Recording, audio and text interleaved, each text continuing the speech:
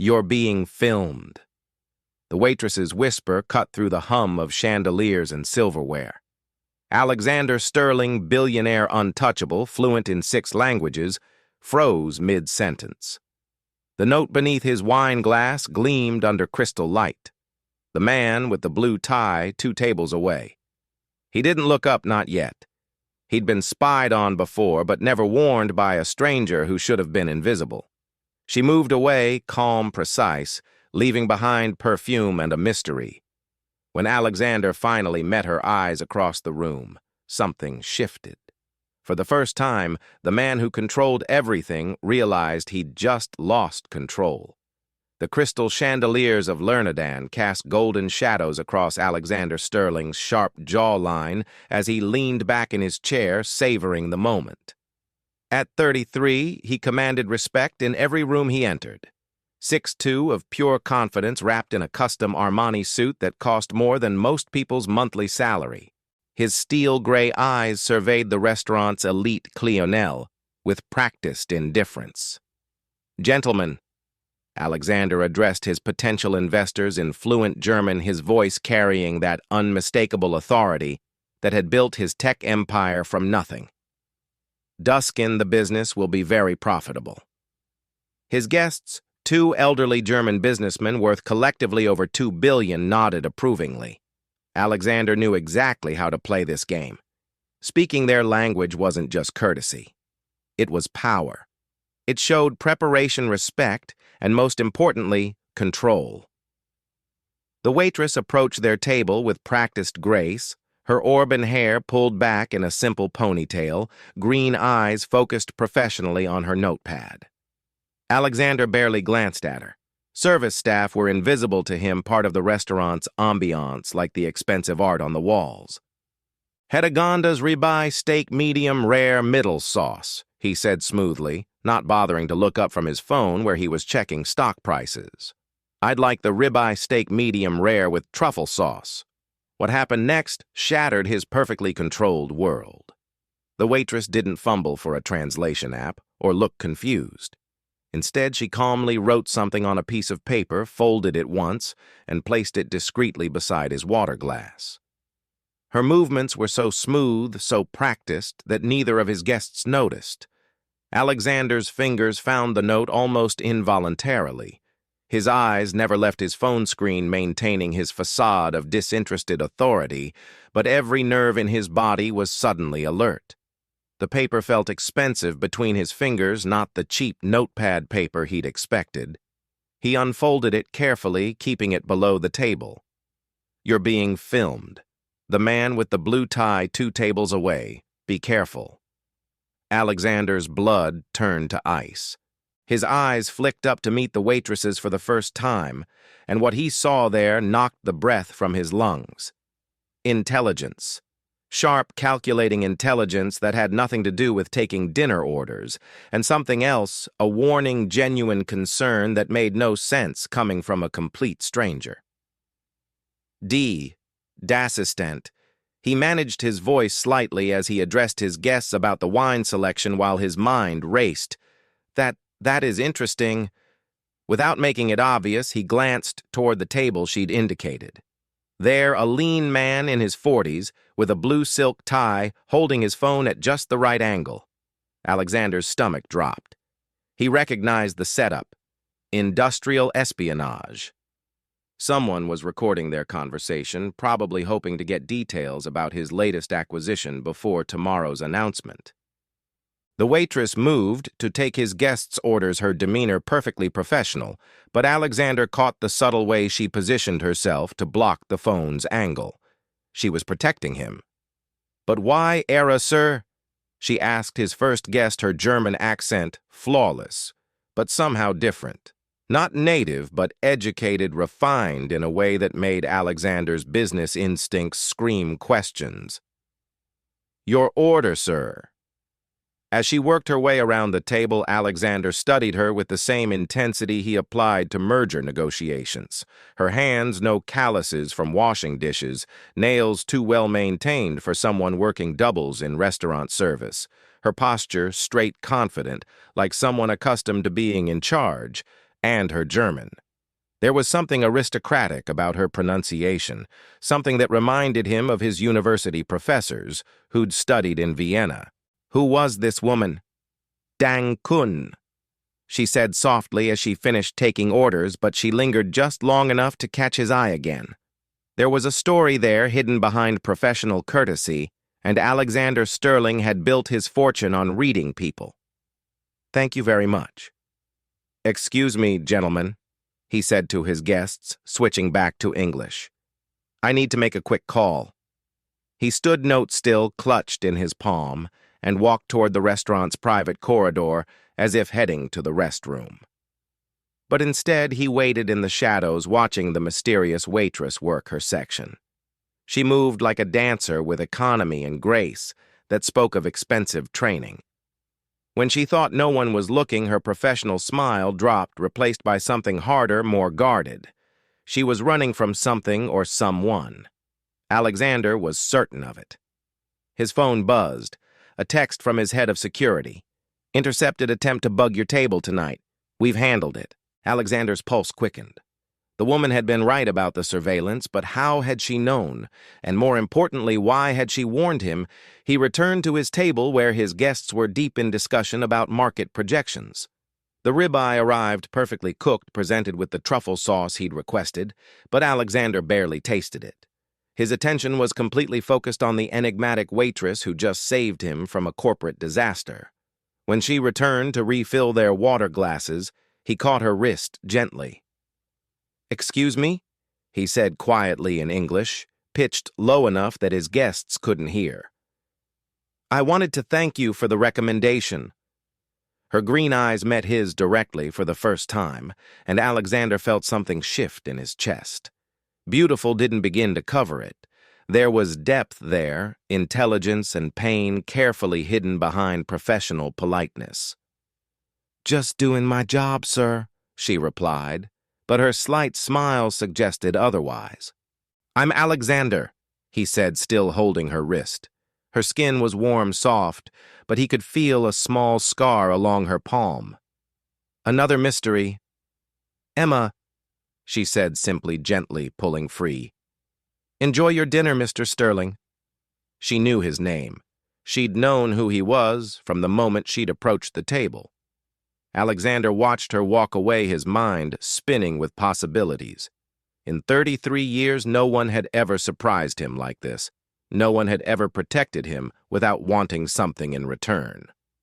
As his guests discussed investment terms, Alexander found himself stealing glances across the dining room.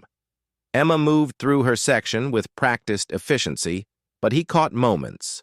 The way she automatically straightened a crooked picture frame, the subtle correction of a younger server's posture, the instant recognition of a wine vintage when asked by another customer.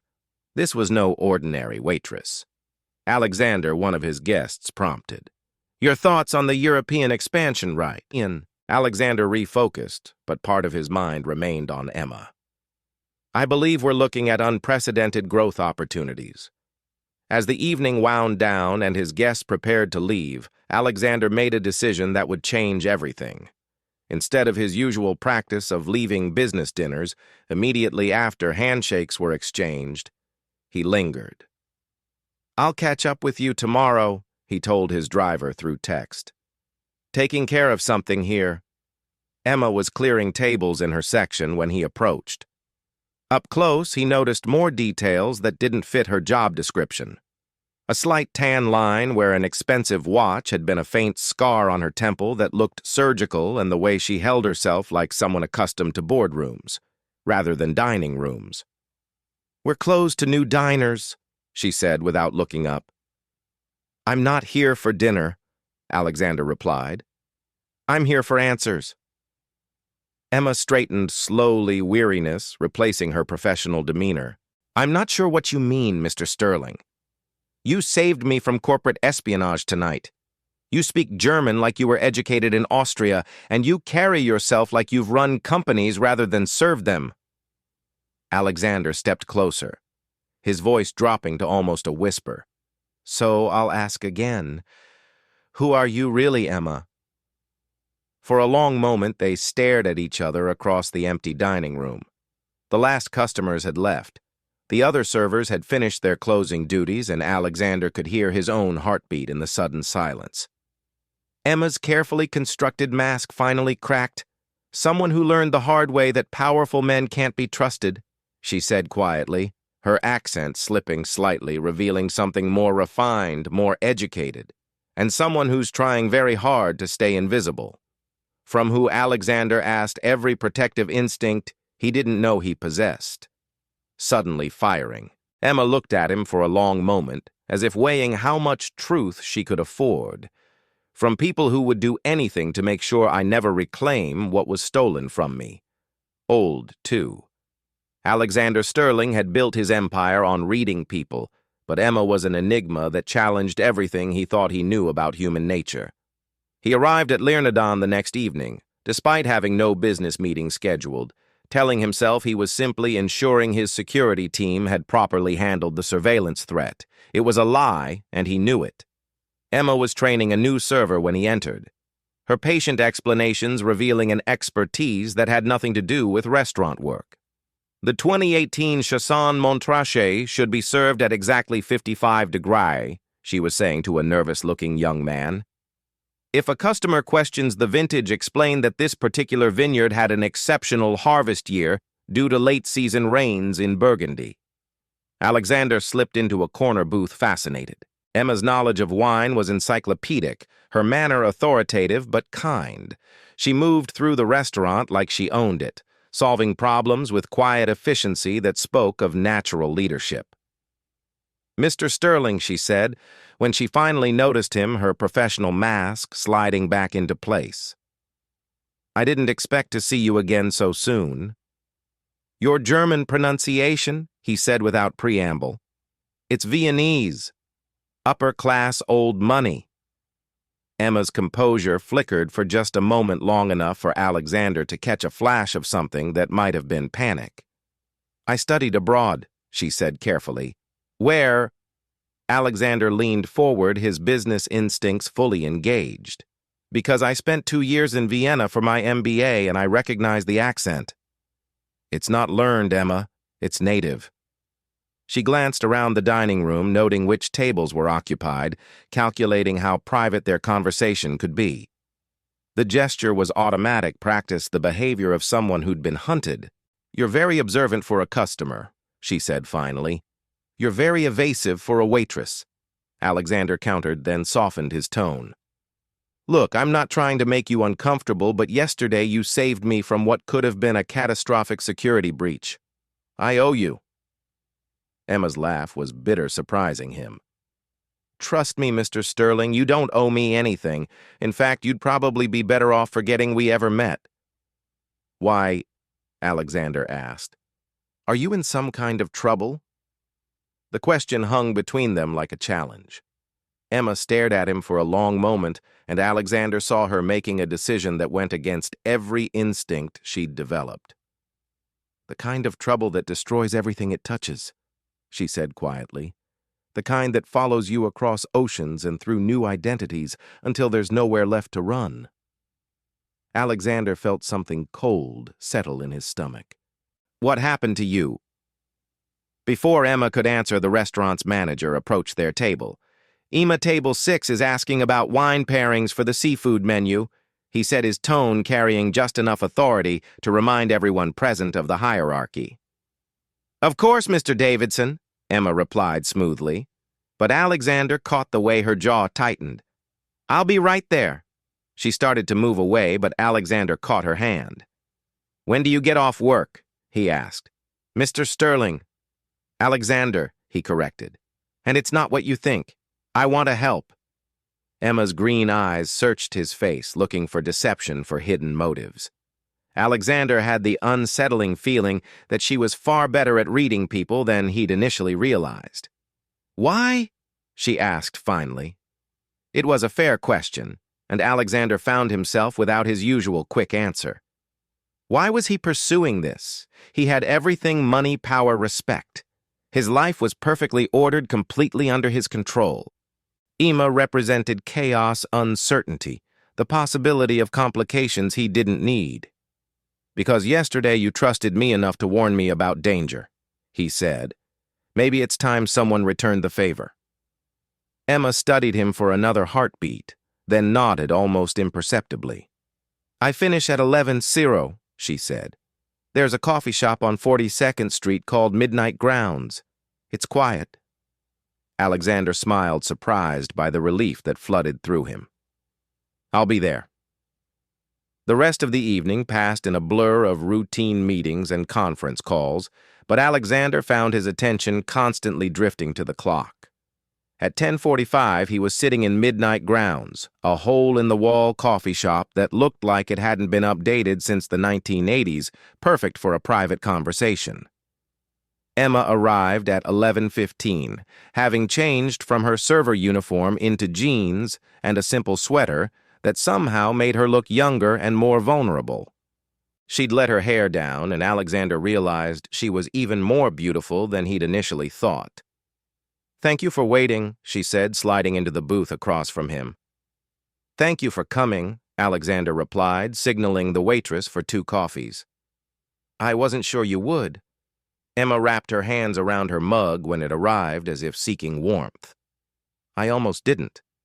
This goes against every survival instinct I've developed over the past 2 years." 2 years, Alexander repeated. "Is that how long you've been running?"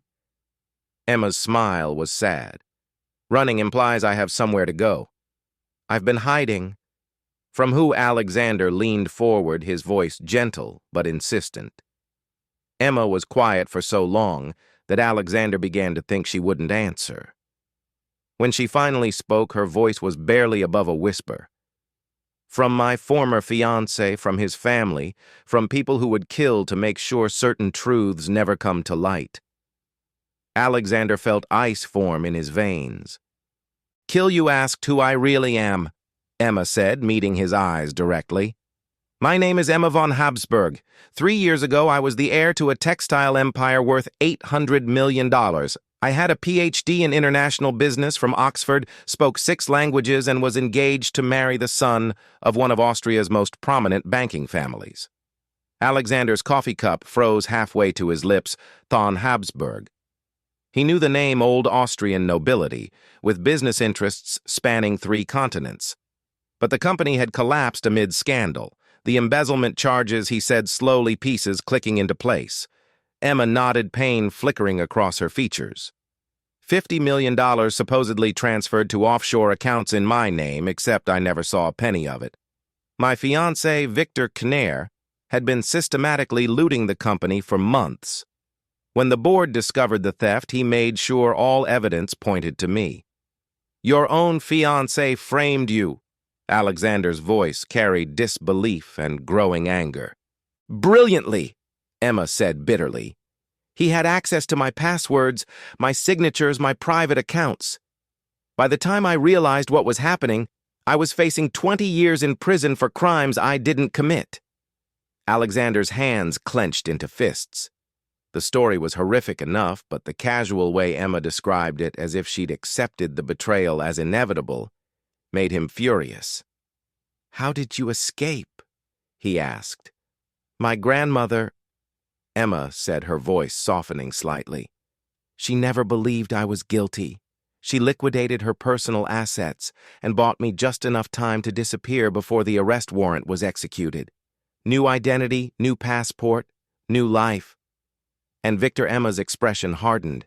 "Married his backup plan, my younger cousin Helena, 6 months later. The family welcomed him with open arms, grateful he'd saved them from my supposed treachery. Last I heard, he was running for parliament on a platform of financial reform and ethics." Alexander stared at her, his mind reeling. The woman sitting across from him, this intelligent, dignified woman serving tables to survive, had once commanded boardrooms and international negotiations. The injustice of it made his chest tight with rage. "Emma," he said carefully, "there has to be evidence. Financial records, security footage, something that could prove your innocence." "I spent 18 months trying to find it," Emma replied. Victor was thorough. "Every trail leads back to me. Every witness has either disappeared or changed their story. Even if I could prove my innocence, I'd have to surface to do it. And the moment I show my face in Europe, they'd kill you." Alexander finished. Emma nodded. "Victor's family has connections everywhere. Government, law enforcement, international finance. I'm not just a fugitive Alexander. I'm a loose end that threatens their entire operation." Alexander leaned back, processing everything she'd told him. Emma von Habsburg, brilliant educated, betrayed in the worst possible way by someone she trusted with her heart. No wonder she'd warned him about the surveillance. She knew firsthand how dangerous powerful men could be. "Why did you tell me this?" he asked finally. Emma was quiet for a moment, studying his face. "Because yesterday, you proved you're different. Most men in your position would have ignored my warning, assumed I was overstepping my place, but you listened. You acted." And she hesitated. "And I'm tired of being alone."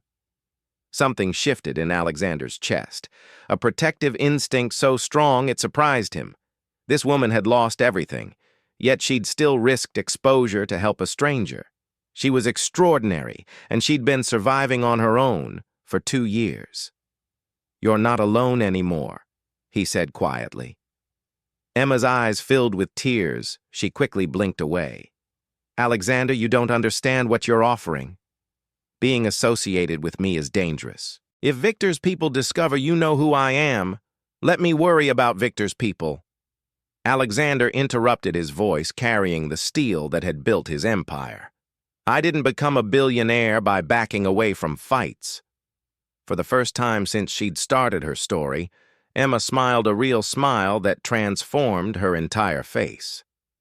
"You really don't know what you're getting into," she said. Alexander reached across the table and covered her hand with his. "Then I guess you'll have to teach me." The touch sent electricity through both of them, and Alexander saw Emma's breath catch. The attraction that had been simmering beneath the surface suddenly blazed to life, complicated by everything they just shared. "Alexander," Emma whispered. But she didn't pull her hand away. "I know," he said softly. "This is complicated, dangerous. Probably the worst idea either of us has ever had." "Definitely the worst idea," Emma agreed. But she turned her palm up to intertwine their fingers. They sat in comfortable silence for a moment, both processing the magnitude of what had just shifted between them. Alexander had never met anyone like Emma, strong enough to survive betrayal and exile, smart enough to reinvent herself, completely brave enough to risk everything to help someone else. And Emma was looking at Alexander like he might actually be exactly what she'd given up hoping for. "So what happens now?" she asked. Alexander smiled, feeling more alive than he had in years. Now we figure out how to get your life back." Arrow 3. Alexander Sterling had always prided himself on his logical approach to business and life, but nothing about his growing obsession with Emma von Habsburg made sense. For 3 days, he'd found excuses to eat at Leonard. Watching her work while pretending to conduct phone meetings, her grace under pressure fascinated him.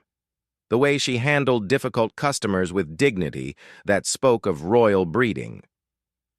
Tonight was different. Tonight he'd finally worked up the courage to make his move. "Emma," he said when she approached his table, her professional smile already in place. "Do you have plans after work?" She glanced around the dining room, automatically, a habit she'd developed to assess potential threats. "Why do you ask?" "Because I have something to show you. Something that might help with your situation." Emma's carefully controlled expression flickered. Over the past week, their late-night coffee meetings had become routine, but Alexander had never mentioned taking action on her behalf. She'd been clear that any attempt to investigate her case would be dangerous for both of them. "Alexander, we talked about this. Just trust me," he interrupted gently. "Please." An hour later, Emma found herself in the back of Alexander's Tesla heading toward the Upper East Side. She'd changed from her work uniform into the one nice dress she owned. a simple black sheath that had somehow survived her hasty escape from Vienna. "Where are we going?" she asked as they pulled up to a building that screamed expensive. "My apartment," Alexander said, then quickly added, "I have something to show you on my secure computer. Something I think you'll want to see." Emma hesitated. Being alone with Alexander in his home crossed every line she'd drawn for her own protection. But the hope in his voice was impossible to ignore. Alexander's penthouse was everything Emma had expected and nothing like what she'd prepared for emotionally. Yes, it was luxurious floor-to-ceiling windows overlooking Central Park artwork that belonged in museums' furniture that cost more than most people's cars. But it was also somehow warm, lived in, with books scattered across surfaces and a half-finished chess game on the coffee table. Wine Alexander offered, moving toward a well-stocked bar. "I probably shouldn't," Emma said, then caught herself. "Actually, yes. It's been a long time since I've had good wine." Alexander poured 2 glasses of what Emma immediately recognized as a Chateau d'Em. Easily $300 a bottle. She accepted it gratefully, noting that his choice revealed impeccable taste. So she said, settling onto his leather sofa, "What did you want to show me?" Alexander's expression grew serious. He moved to his desk and opened a laptop, typing in what appeared to be multiple security passwords. "I hope you won't be angry," he said without turning around, "but I had my security team do some discreet investigating into your case." Emma's wine glass stopped halfway to her lips. "Alexander, no. I told you how dangerous. Nothing that could be traced back to you," he said quickly. "But Emma, what they found? You need to see this." He turned the laptop screen toward her, and Emma's breath caught. Financial records filled the screen. Account transfers, transaction logs, digital signatures. But these weren't the doctor documents that had destroyed her life. These were raw bank records, the kind that were supposed to be impossible to access. "How did you get these?" she whispered. Alexander sat beside her close enough that she could smell his cologne, something expensive and masculine that made her pulse quicken despite everything. "Let's just say I have resources Victor never anticipated," he said. "Look at transaction 47B. Emma leaned forward, her financial training taking over. The transfer was dated 6 months before she'd been accused of embezzlement, a test transaction for $50,000 moving money from the Habsburg Company account to an offshore shell company, but the digital signature. "That's not my signature," she breathed. "The encryption is completely different." "Exactly." Alexander said, his voice tight with controlled anger. "Victor had been practicing forging your digital authorization for months. This was his trial run." Emma's hands shook as she scrolled through more documents. Transaction after transaction, all bearing Victor's crude attempts to replicate her signature style. To a casual observer, they might have looked authentic, but Emma knew her own security protocols better than anyone. "He got sloppy," she said, her voice growing stronger as she spotted more inconsistencies. "Look, transaction 52C was processed at 3:47 a.m. Vienna time. I was in London that week for the trade summit. There are hotel records, security footage already verified," Alexander said softly. "You gave 3 speeches that day, had dinner with the British trade minister, and your key card shows you were in your hotel room by midnight. Physically impossible for you to have authorized that transfer." Emma stared at the screen, years of helpless rage, crystallizing into something sharper, more focused. For the first time since her world had collapsed, she had real evidence proof that could exonerate her and expose Victor for what he really was. "Why?" she whispered, turning to face Alexander. "Why would you risk this for me?" Alexander's gray eyes met hers directly, and Emma saw something there that made her breath catch. "Not pity, not charity, but something deeper and more dangerous." "Because what happened to you was wrong," he said simply. "And because you're extraordinary, Emma, you deserve justice. The air between them charged with electricity." Emma was acutely aware of how close they were sitting, how Alexander's sleeve was brushing against her bare arm, how his eyes kept dropping to her lips. "This evidence?" she said, struggling to focus on the laptop screen instead of the way Alexander was looking at her. "It's enough to clear my name, but Victor still has too much power in Europe. Even with proof, he could make this disappear before it reaches the right people. Then we make sure it reaches everyone," Alexander said. "Simultaneously, every major financial publication, law enforcement agency, and regulatory body in Europe make it impossible to suppress." Emma laughed, a sound caught between hope and hysteria. "You make it sound so simple." "Money makes a lot of things simple," Alexander replied. Then his expression grew more serious. "But Emma, once we do this, there's no going back. Victor will know exactly who helped you. My company will become a target." Emma stood up abruptly, pacing to the windows that overlooked the glittering city. Alexander was offering her everything she dreamed of. Vindication, justice, the chance to reclaim her stolen life. But the cost. "I can't ask you to do that," she said without turning around. "You've already risked too much." She heard Alexander move behind her, felt his presence even before his hands settled gently on her shoulders. "And you're not asking?" he said quietly. "I'm offering." Emma turned in his arms, and suddenly they were standing closer than propriety allowed, close enough that she could see the gold flecks in his gray eyes, feel the warmth radiating from his skin. "Alexander," she whispered, but she didn't step away. "I know," he said, his voice rough. "This is complicated. You're running from people who want to destroy you. I'm offering to wage war against international criminals, and we barely know each other." "We barely know each other," Emma repeated, but her hands had somehow found their way to his chest, feeling the steady beat of his heart through his expensive shirt. "Tell me to stop," Alexander said, his head lowering toward hers. "Tell me this is a terrible idea and I'll drive you home right now."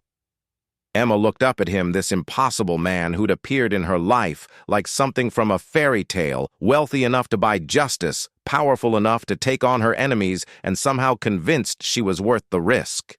"It is a terrible idea," she whispered. "Absolutely catastrophic." Alexander agreed, his lips now inches from hers.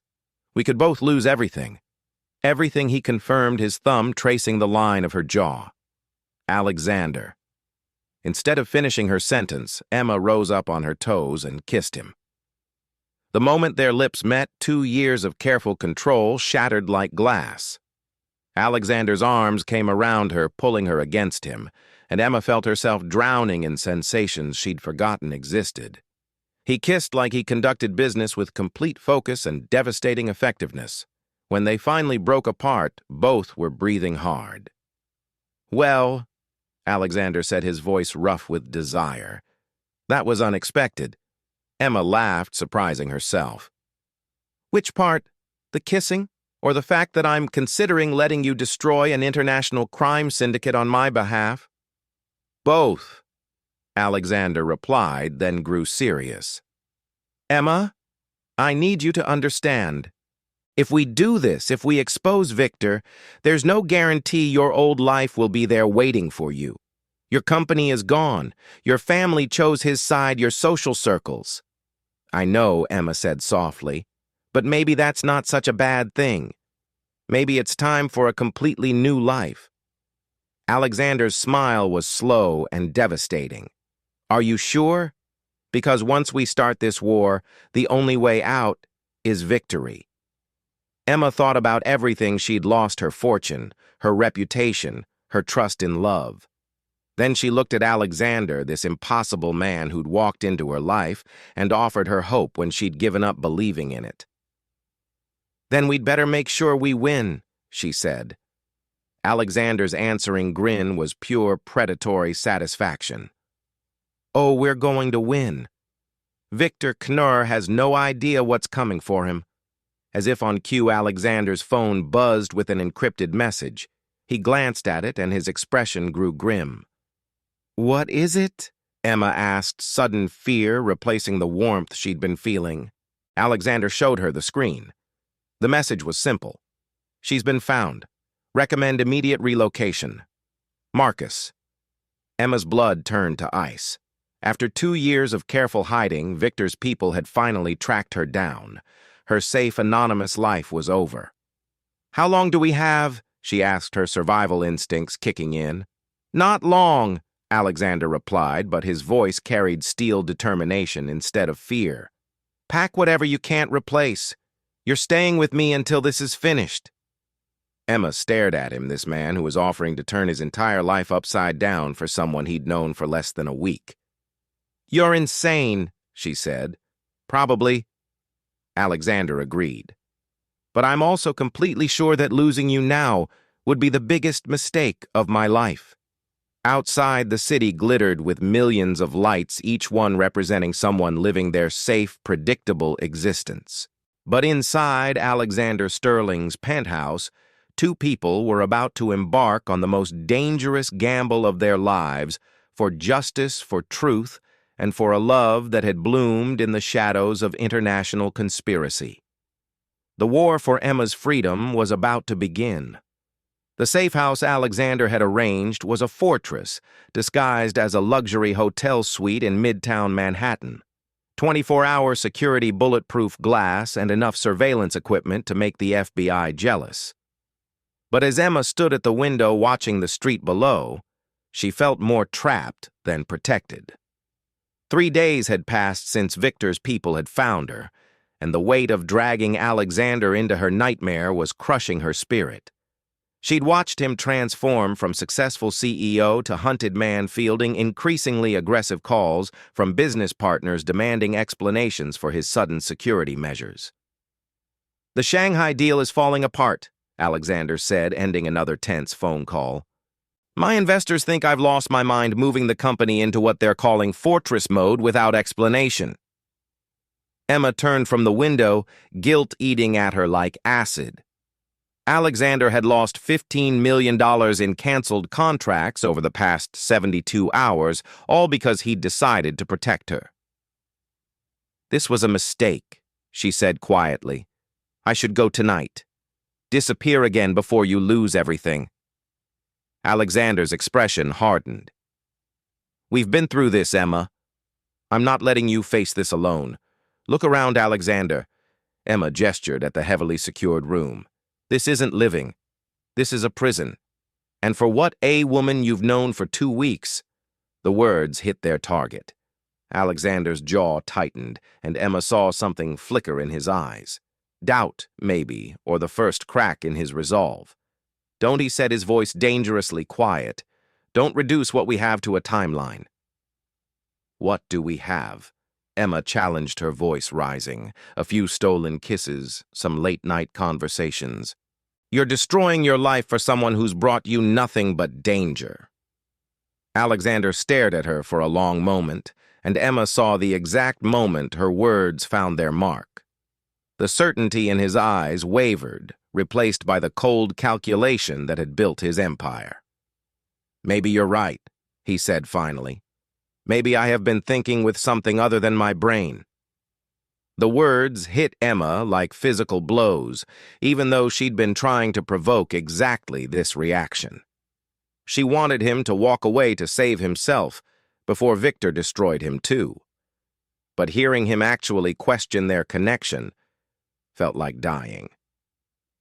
Before either of them could say anything else, Alexander's secure phone rang. He answered it with sharp efficiency that reminded Emma of the arrogant CEO she'd first met. Sterling. Emma watched his face change as he listened, saw the blood drain from his cheeks. When he asked tersely, "How bad more listening?" Then Alexander's hand clenched into a fist. "I'll be there in 20 minutes. He hung up and turned to Emma, his expression grim. "There's been an incident at my headquarters. Security breach. Files stolen. 2 employees hospitalized." His voice was completely flat, devoid of emotion. Victor's people just escalated. Emma felt her world collapse. This was exactly what she'd feared, what she'd tried to prevent by pushing Alexander away. Victor wasn't just hunting her anymore. He was systematically destroying everyone who tried to help her. "Alexander, I'm so sorry." "Don't." He interrupted, his voice like ice. "Just don't. I need to handle this. I need to." He was already moving toward the door, grabbing his jacket and car keys. Emma watched him prepare to leave, saw him rebuilding the walls she'd spent 2 weeks helping him tear down. "What about us?" she asked, hating how small her voice sounded. Alexander paused at the door, his hand on the handle. When he turned back to her, his expression was the same one he wore in boardrooms. Professional, distant, untouchable. "There is no us, Emma. There's just a businessman who made a series of increasingly poor decisions and a woman who needs to find a different way to solve her problems." The door closed behind him with devastating finality. Emma stood alone in the safe house, surrounded by luxury that felt like a mockery. She'd gotten what she wanted. Alexander was walking away, protecting himself from her toxic situation. So why did victory feel like the worst kind of defeat? Her phone buzzed with a message from an unknown number. "Miss me, darling, time to come home." V.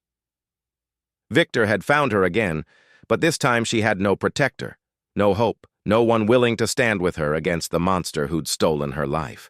Alexander was gone, probably already regretting every moment he'd spent trying to save her. Emma packed her single suitcase with mechanical precision. She'd run before she could run again. Maybe this time she'd find a place far enough away that Victor would eventually lose interest. Maybe she'd learn to stop hoping for rescue, stop believing in fairy tales about powerful men who actually cared about justice. As she prepared to disappear back into anonymity, Emma allowed herself one last look around the suite where she'd briefly believed in love again. Alexander's coffee mug still sat on the side table, his chess game half finished on the board. Evidence of a life she'd been foolish enough to think she might share. She was reaching for the door handle when it opened from the outside. Marcus Alexander's head of security entered with 3 other men in expensive suits. Emma's blood ran cold. Had Alexander sent them to ensure she left quietly, or worse, had Victor's people somehow infiltrated Alexander's team? "Dr. von Hubsburg," Marcus said formally, "please step away from the door." Emma's heart pounded as she calculated her chances of escape. 0. She realized these men were professionals, and she was trapped in a room 20 floors above the street. "I was just leaving," she said, trying to keep her voice steady. "No," Marcus replied. "You're coming with us. Mr. Sterling's orders." Emma's confusion must have shown on her face, because Marcus's professional expression softened slightly. "There's something you need to know about what happened at the office today," he said. "Something Mr. Sterling discovered that changes everything." 30 minutes later, Emma found herself in Alexander's private office, but it looked like a war zone. Computer screens had been shattered, filing cabinets, torn open papers scattered everywhere. And in the center of it all sat Alexander, staring at a single photograph with an expression of pure fury. He looked up when she entered, and Emma saw something in his eyes that made her breath catch. Not the cold distance from their earlier fight, but something much more dangerous. "Victor made a mistake," Alexander said quietly, holding up the photograph. "He got sloppy." Emma moved closer, and her heart stopped. The photo showed her entering the safe house 3 days ago, but it wasn't taken from the street. It was taken from inside Alexander's building by someone with access to the executive floors. "Someone on my board has been feeding Victor information," Alexander continued, his voice deadly calm. "Someone I've trusted for years has been setting us up from the beginning." Emma stared at the photo, her mind racing. "Who?" Alexander's smile was purely predatory. "David Chen, my oldest friend, business partner for 15 years, and apparently Victor's inside man from day one." The betrayal in Alexander's voice was devastating. Emma understood now why he'd seemed so broken when he left, discovering that his closest friend had betrayed him, had helped orchestrate the attack on his company and his employees. Alexander, she said softly. I'm so sorry. Don't be sorry, he replied, standing up with lethal grace. Be ready for war because David just gave us the key to destroying Victor's entire operation. Emma's pulse quickened. What do you mean? Alexander moved to his damaged safe, entering a complex code. When it opened, he pulled out a thick file folder. David thought he was feeding Victor intelligence about our movements, Alexander explained. But what he actually did was document every communication, every transaction, every piece of evidence that proves Victor's guilt. He's been keeping records of his own crimes. Emma's hands shook as she opened the folder. Inside were bank records, encrypted communications, travel itineraries, a complete map of Victor's criminal network spanning 3 continents. This is everything, she whispered. Names, dates, amounts, Victor's entire operation is here. David was Victor's bagman. Alexander said grimly. Every payment, every bribe, every contract killing. It all went through David's shell companies. He thought he was protecting himself by keeping detailed records. Instead, he handed us Victor's head on a silver platter. Emma looked up at Alexander, seeing the man who'd built an empire from nothing, who'd survived betrayal by his closest friend, and emerged stronger. What do we do with this? She asked. Alexander's smile was sharp enough to cut glass. We end this tonight. 4 hours later, Emma stood in Alexander's restored office. His team had worked miracles cleaning up the damage, watching him coordinate the most complex takedown operation she'd ever witnessed. He had contacts at the FBI, Interpol, and financial regulatory agencies across 3 countries, all standing by to receive simultaneous data dumps that would destroy Victor's empire in a matter of hours. Emma Alexander said, pausing in his orchestration to look at her directly. Once we do this, there's no going back. Victor will know exactly who destroyed him. Are you ready for that? Emma thought about everything Victor had stolen from her. Her fortune, her reputation, her faith in love. Then she looked at Alexander, who'd risked everything to give her justice. I've been ready for 2 years, she said firmly. Alexander nodded, then addressed his assembled team. Gentlemen, execute Operation Habsburg. What followed was the most precisely coordinated assault Emma had ever witnessed.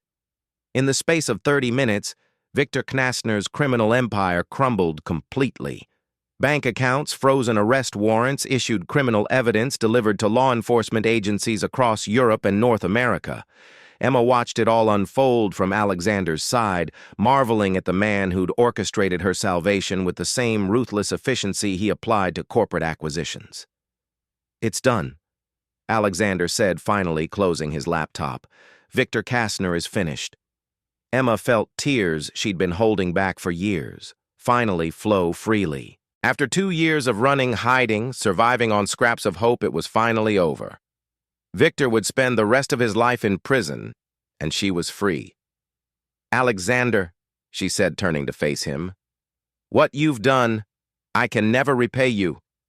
I don't want repayment. Alexander replied, his voice softer now that the operation was complete. I want an apology. Emma blinked, confused. An apology for this afternoon, Alexander clarified, stepping closer. For trying to convince me that caring about you was a mistake, for suggesting that what we have isn't real. Emma's heart clenched with guilt. Alexander, I was trying to protect you. I know, he said gently, reaching up to cup her face. And I understand why. But Emma, the moment I met you, everything changed. I met you. My priorities, my goals, what I thought mattered. You didn't drag me into danger. You showed me what was worth fighting for. Emma leaned into his touch, feeling the last of her walls crumble. I thought I'd lost you forever when you walked out. You could never lose me, Alexander said firmly. I was angry, hurt, scared of how completely you'd turned my world upside down. But lose you, impossible. Emma smiled through her tears. So what happens now? I'm free. Victor's in prison, and we're both still alive. What do we do with a happy ending? Alexander's answering smile was soft and full of promise.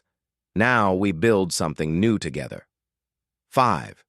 6 months after Victor Kinnair's empire crumbled, Emma von Habsburg stood in the boardroom of Sterling Industries, addressing a group of international investors with the confidence of someone who'd never doubted her place at the table. The transformation was remarkable. Gone was the cautious waitress, replaced by the brilliant executive she'd always been meant to be. The Habsburg Foundation's first quarter exceeded all projections. Emma reported, her voice carrying the authority that came from genuine expertise.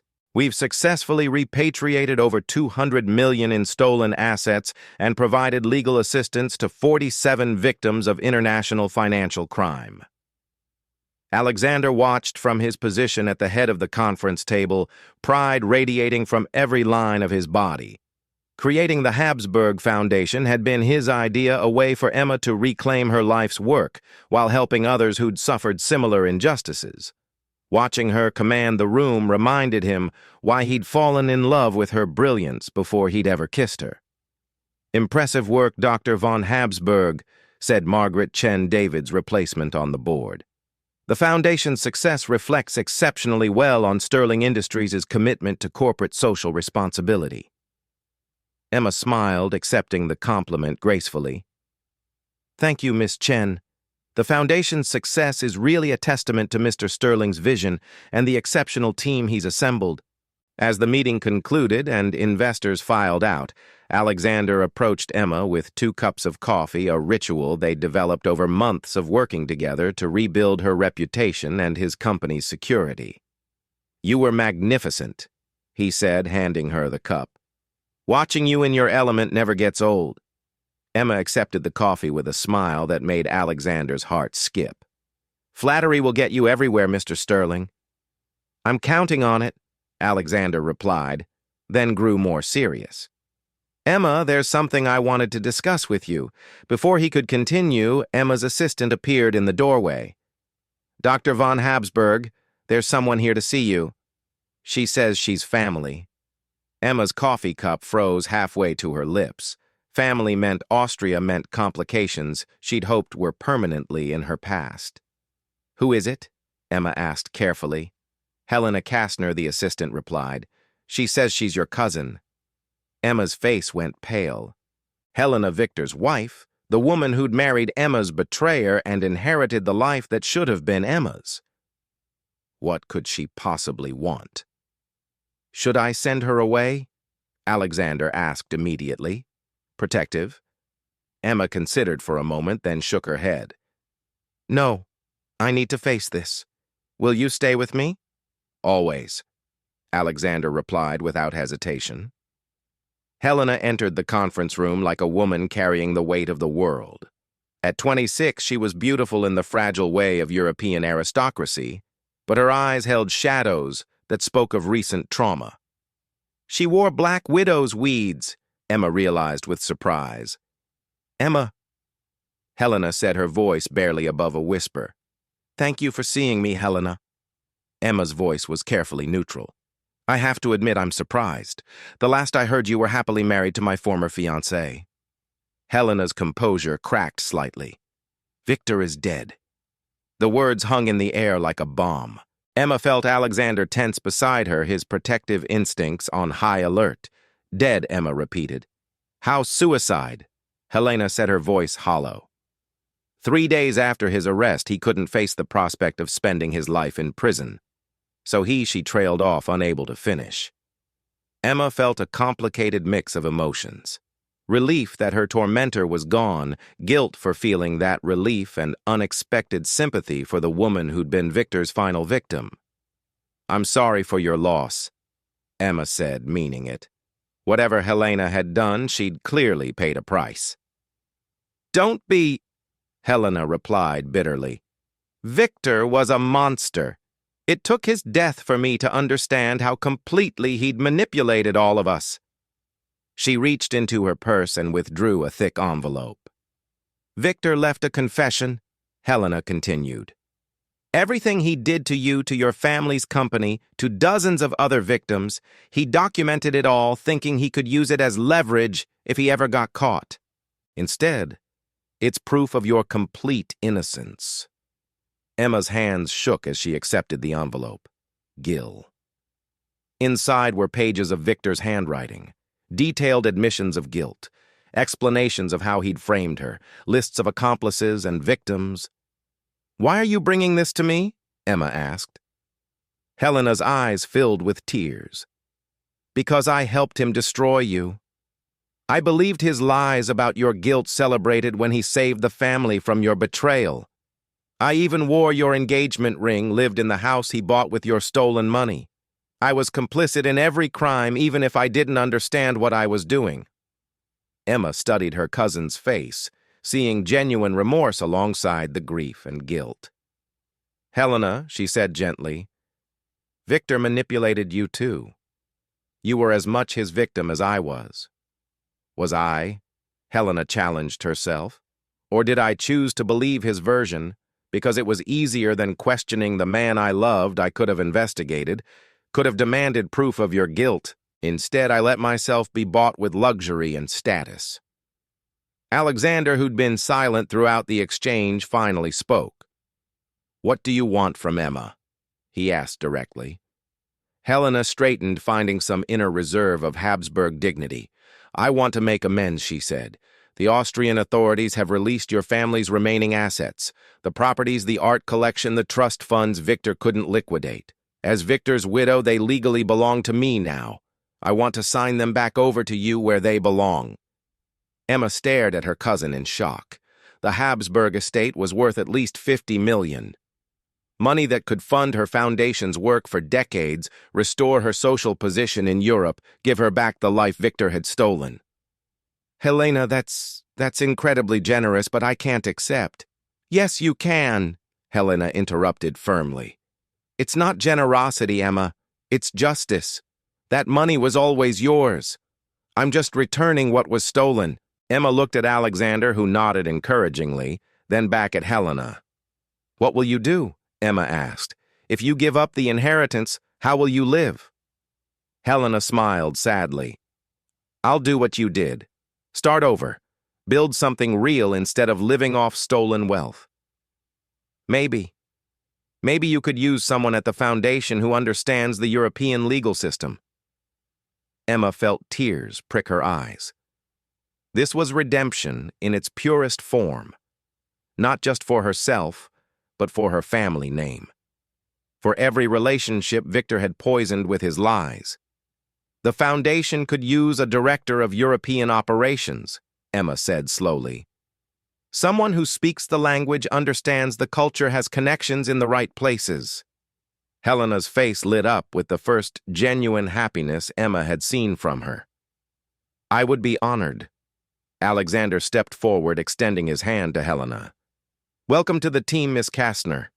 "Actually," Helena said, shaking his hand, "I'm thinking of going back to my maiden name, Helena von Habsburg, if that's acceptable to the head of the family." Emma laughed, feeling lighter than she had in years. "The head of the family would be delighted to have you back where you belong." As Helena left to begin the legal process of transferring the assets, Emma found herself alone with Alexander in the conference room that had hosted so many pivotal moments in their relationship. "So," Alexander said, settling into the chair beside hers, "you're now worth approximately $80 million.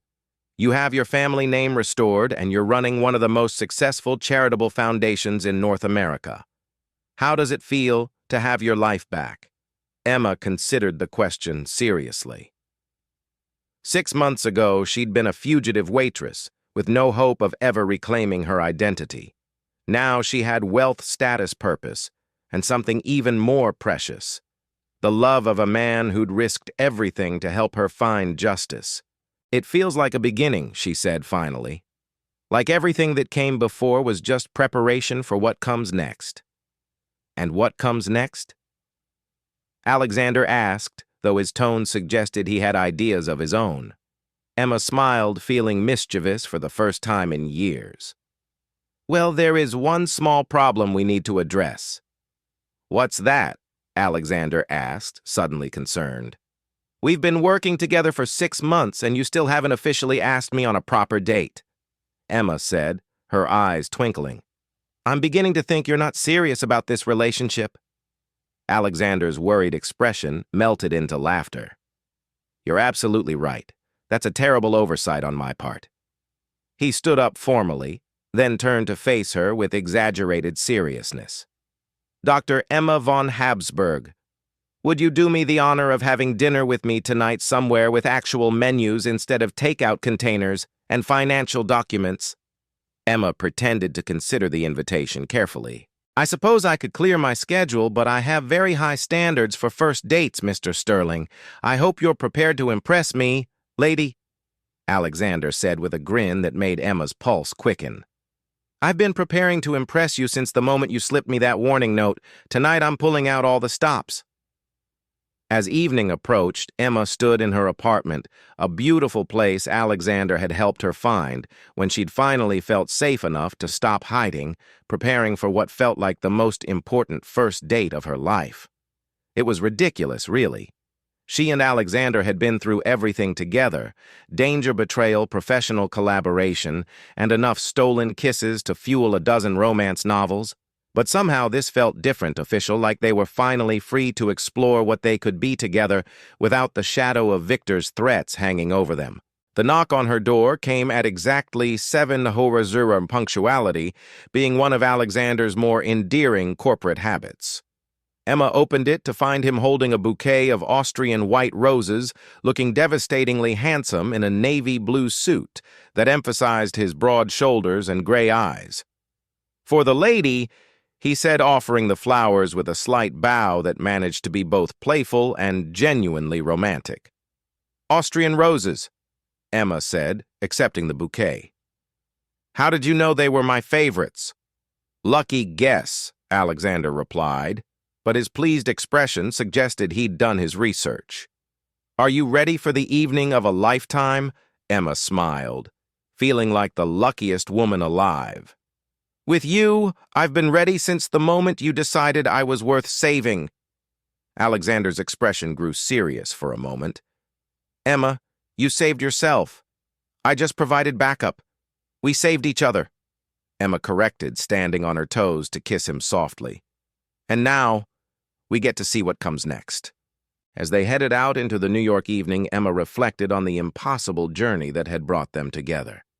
From the moment she'd warned a stranger about surveillance to this perfect first date, every step had led them closer to something neither had expected to find: a love worth fighting for, a partnership built on mutual respect and shared values, and the promise of a future they could build together. The war was over. The healing had begun, and love, as always, had found a way to triumph over even the darkest circumstances. 6. 1 year later, Emma stood in the same Lernadon dining room where she'd first met Alexander, but everything had changed. Instead of wearing a server's uniform, she was dressed in an elegant emerald gown that complemented her engagement ring, a stunning vintage piece Alexander had chosen because it reminded him of her eyes.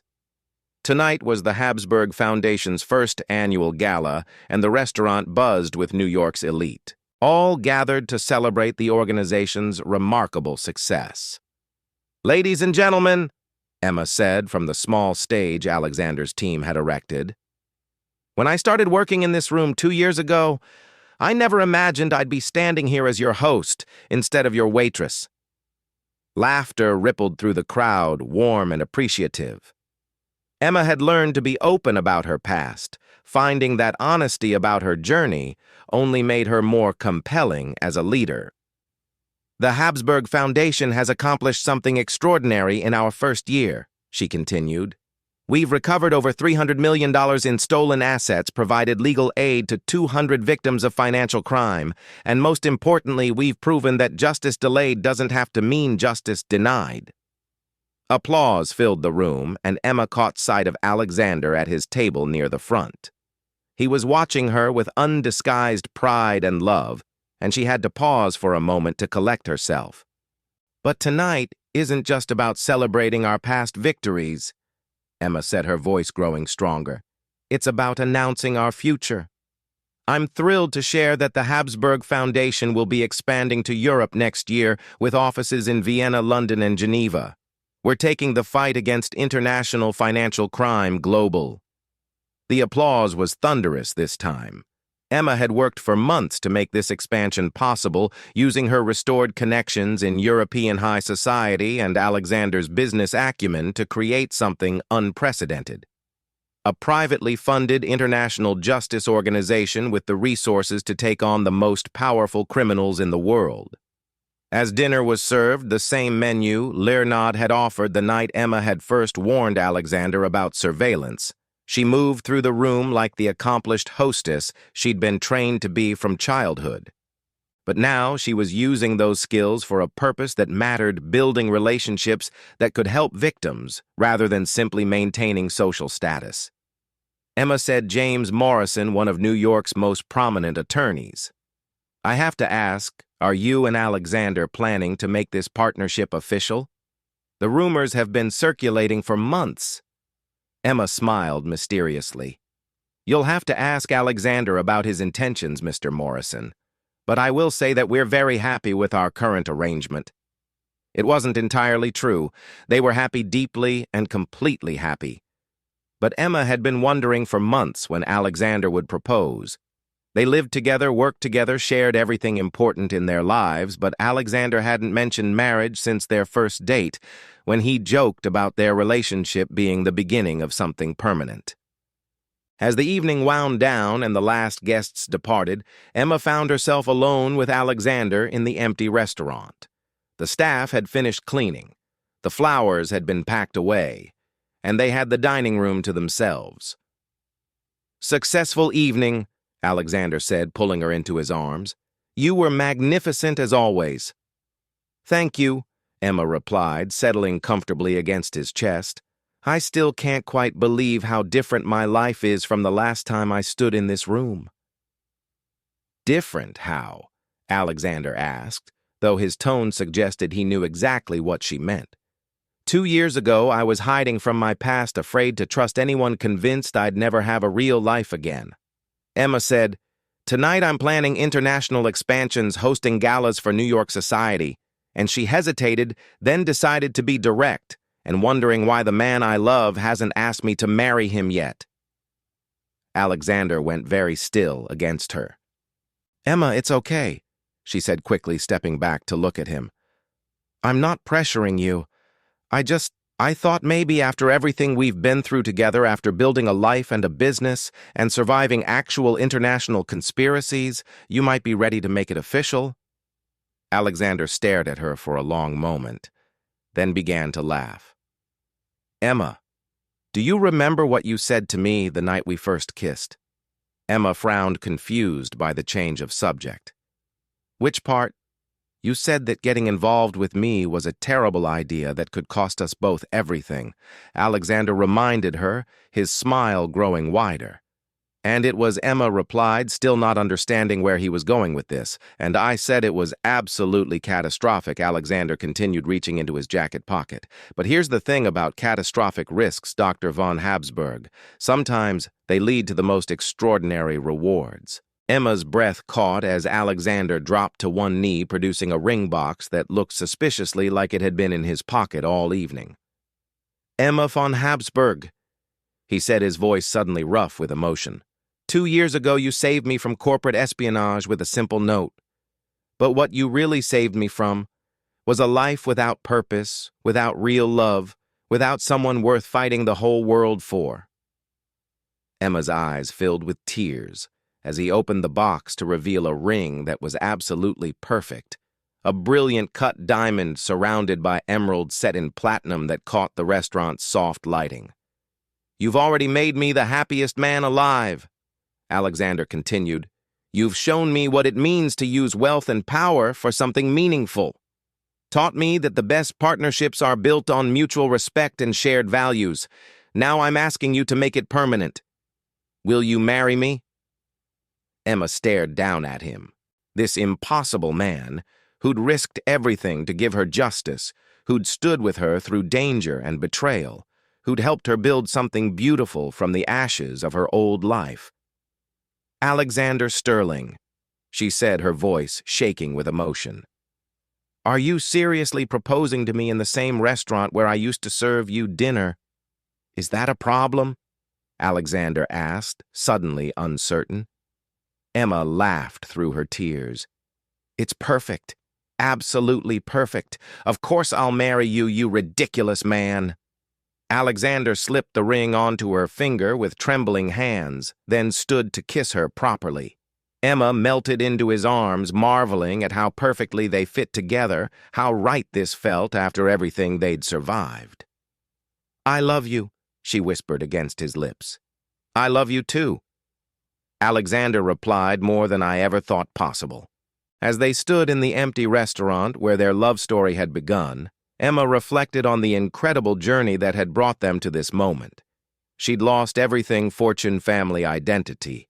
But in losing it all, she'd found something infinitely more valuable, a partner who saw her worth a purpose that gave her life meaning and a love that had conquered every obstacle. So Alexander said, breaking their comfortable silence, "Where should we have the wedding? Vienna, New York, somewhere completely neutral." Emma considered the question seriously. 2 years ago, the thought of returning to Vienna would have terrified her. Now, with Victor gone and her reputation restored, it felt like the perfect way to reclaim her heritage. "Vienna," she said firmly, "in the family chapel at Schloss Habsburg. It's time to come home." Alexander's smile was brilliant. "Vienna it is. Though I should warn you, I'm planning to invite everyone. Business Associates Foundation, board members half of New York society. This is going to be the wedding of the century." Emma laughed, picturing the chaos that would result from Alexander Sterling's idea of a small wedding. "As long as you're there, I don't care if you invite the entire United Nations." "Don't tempt me," Alexander replied with a grin. "I know some people in the UN who would love an excuse to party in an Austrian castle." 6 months later, Emma von Habsburg Sterling stood in the chapel of her family's ancestral home, wearing a gown that had belonged to her great-grandmother and holding a bouquet of Austrian white roses.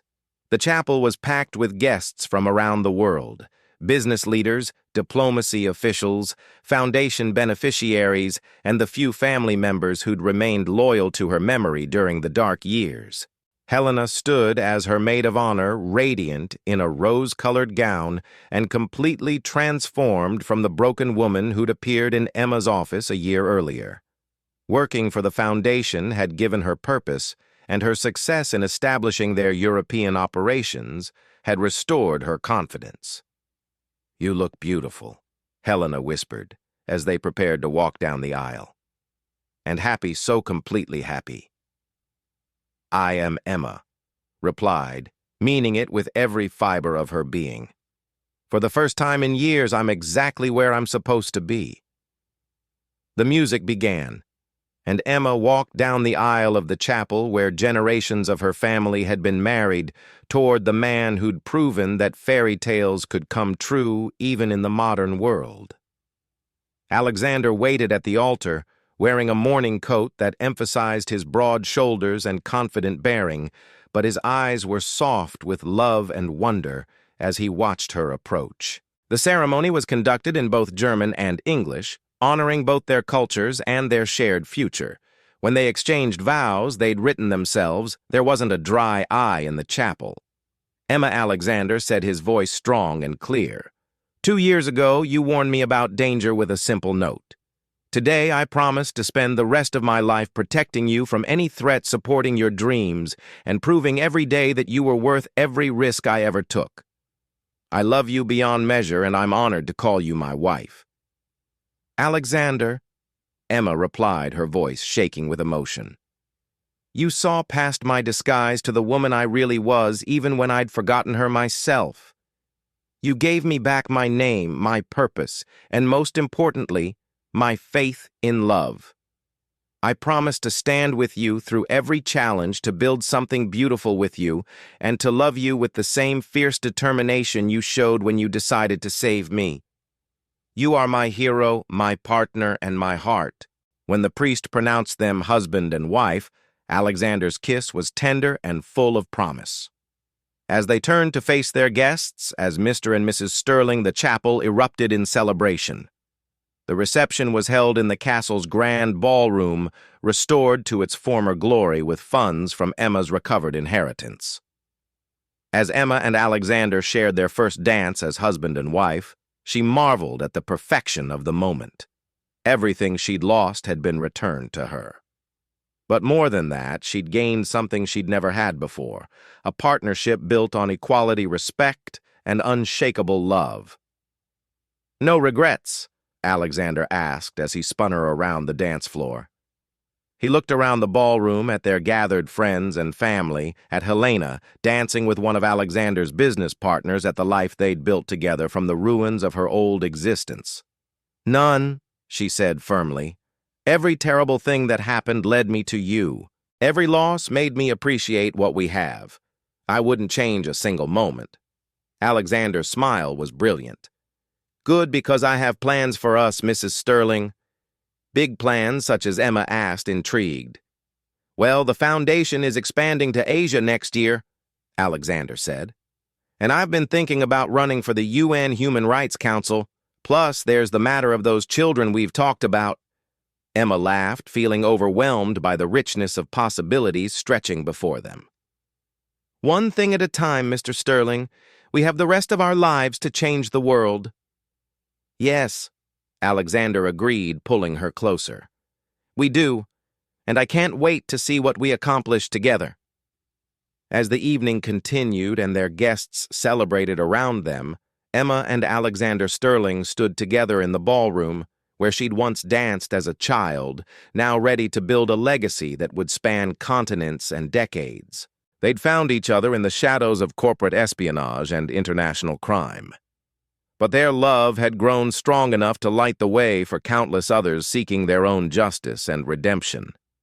The hidden heirs had reclaimed her throne, but more importantly, she'd found her king. And together they would write a love story for the ages.